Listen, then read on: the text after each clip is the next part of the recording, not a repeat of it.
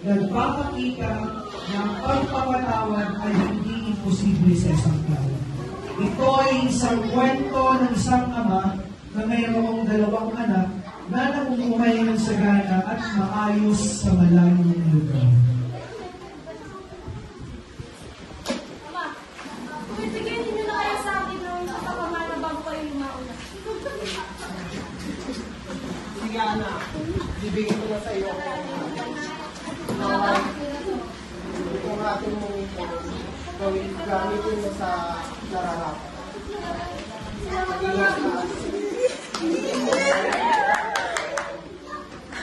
At hinati nga ng kanyang ama ang kanyang ari-arian. Mano, guys, kung po sana ipabalik ito.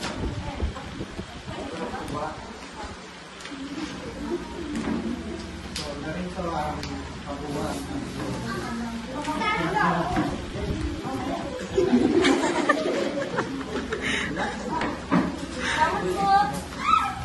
Pagkalipas ng ilang araw, pinabili ng bunso ang kanyang kapatid at nagpunta siya sa malayong lupain.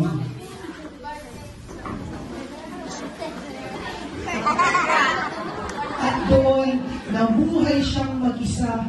Araw-araw na nagpapakasaya, namuhay ng makangya, sinugod lahat ng luho, nilustay ang lahat ng salamin.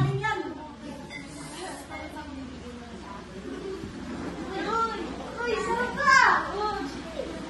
Hi!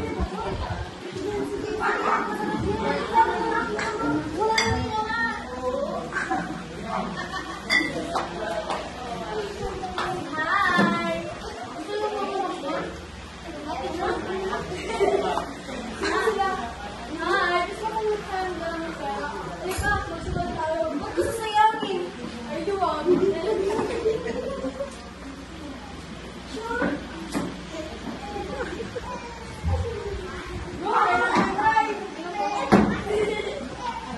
Hoy! Naubos na yung pera ko!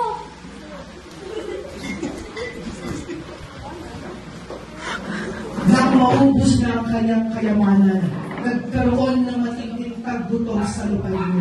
Kaya't siya'y nagsimulang maghirap. Namasukan siya sa isang tagaroon at siya'y pinagtrabaho nito sa isang babuyan. Sa tindi ng kanyang pagkagutom at dahil sa wala namang nagbibigay sa kanya ng pagkain, halos kainin na niya ang mga pagkain bigay sa baboy na pinagsasaluhan ng mga.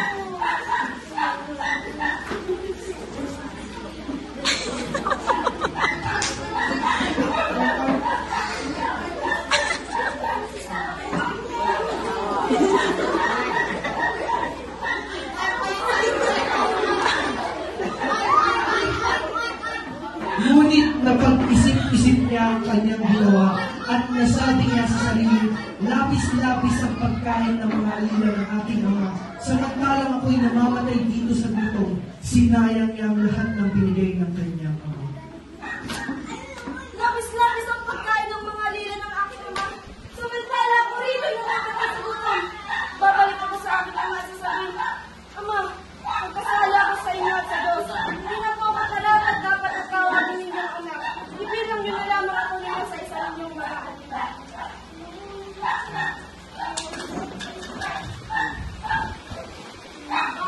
Nalayo pa'y natanaw na siya ng kanyang ama. Lubos itong naawa sa kanya.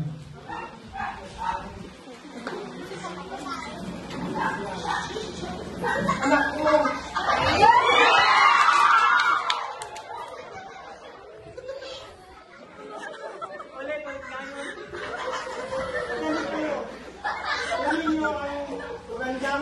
Wala.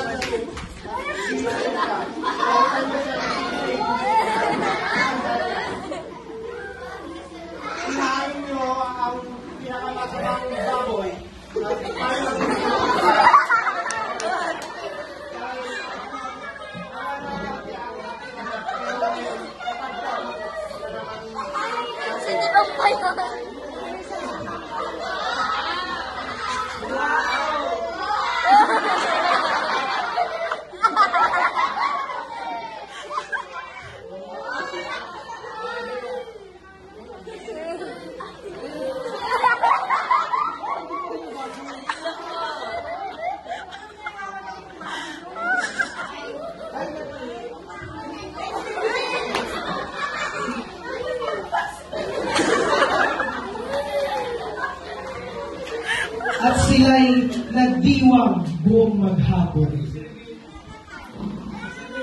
Maghapon na sa bukid noon ang kanyang panganay na anak.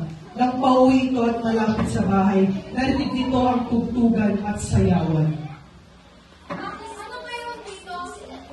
Ay naku po, dumating na po yung punsong kapatid niyo tapos buhay at walang sakit. Tapos sabi niya magkakatay ko kami na sila sa pagbaboy at manok. Kaya ayun, maganda mo tayo mamaya. Nagaling ang panganay at ayaw niyang pumasok sa bahay. Pinuntahan siya ng kanyang ama at pinakiusapan. Anak, lagi kitang kapili. Pero yung wala. Pero hindi ko naman ito. Kaya umaga ito, tayo magdiriwang. Naglilingkuran sila sa loob ng maraming taon at kailan man hindi kita sinuway. Ngunit minsan hindi niyo man lang ako binigyan ng isang mangmik para pagpalaban ng aming mga nakikita. Subalit ang gumaling pag yung anak na yan, ilusay niyo lahat ng mga kayamanan. Di ako nakapaniwala na pinaghanda niya ng masarap na lechon! Anak, pagpasensya mo.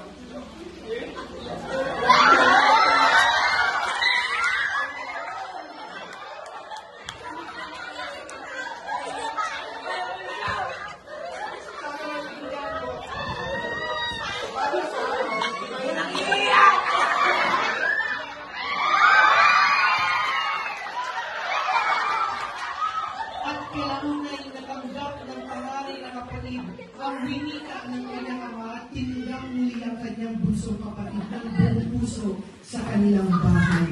At sila'y naglaw at muling nagsama-sama, nagkasiyahan, nag-awitan at nagpapasalamat ng walang hupay sa Diyos na kanilang pinaniniwalaan at pinaglilingkuran. At ito ang kwento ng isang ama na lubos ng pagmamahal sa kanyang anak. Ang pagmamahal na hindi nagmamahalin na kailan may handang ipatawag sa kanyang anak. Na minsan nawala, ngunit ito'y natagpuan. Na minsan namatay, ngunit ito'y nabuhay. Para naman po sa ating napulot na aral at gintong aral, maging banayad sa buhay. It is a Filipino term na parang ihip ng hangin sa dapit hapon o alam na marahang bumahalis sa dalampasigan. Paalala na sa gitna ng buhay, hindi kailanman ang pagmamadali ng mundo. Sa pagiging marahan ng buhay, tulad ng paghinga ng tao, na kinakailangan hindi pinamadali minsan, na mas mahalaga ang dahan-dahan, ang pagsamsam ng bawat segundo, minuto at bawat oras. Yun lamang po,